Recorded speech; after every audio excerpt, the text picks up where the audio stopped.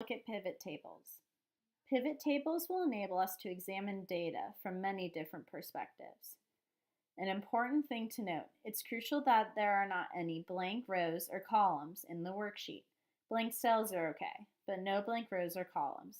Use row size and indenting rather than inserting columns to make the worksheet more visually pleasing. So, first what we're going to do is click any cell in the table or the lists. Then we're going to click the Insert tab, which is right here.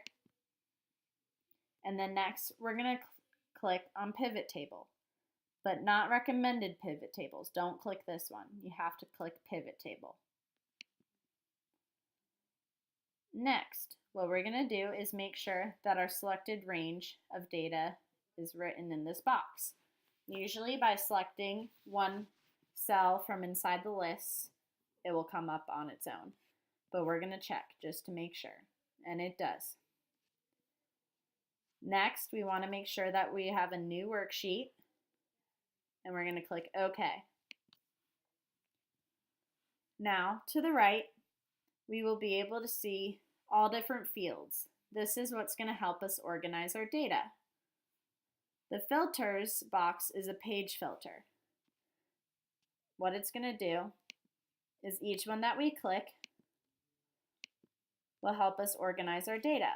The rows will give us titles, the columns gives us headers, and the values help us summarize our data.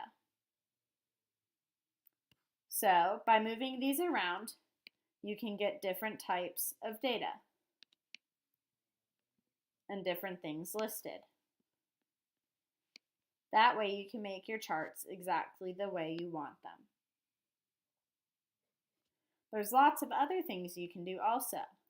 By clicking the I beside the labels, this will help you organize your data. You can rename a field. You can make your subtotals automatic, custom, or none. And you can select how you want it to count your data. And you can do that for any single one. Once you're done, you X out, and then you have your list and your data chart. If you click a little arrow like this one, it'll help you sort your data in the field. You can either have it ascending or descending alphabetically. You can sort it by the type, selling price, counter region, or sum of lot cost, which are your column headers. You can also filter it by a certain label that you would decide to give it, a certain value, or you can decide to select certain data to show or to deselect it to show. If you need to edit your data, click somewhere in the box, Pivot Table Analyze, Field List right here, and you can switch around your data into different filters, columns, rows, or values. You can also design it and click different colors too.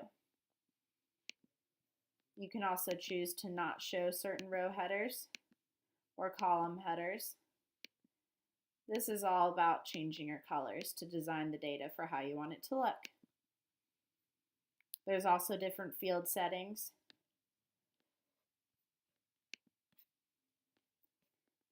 You can also change the name, the display, the layout, the data, or text. You can move your pivot table. You can calculate fields. You can make charts by clicking Pivot Chart. And lots of different things.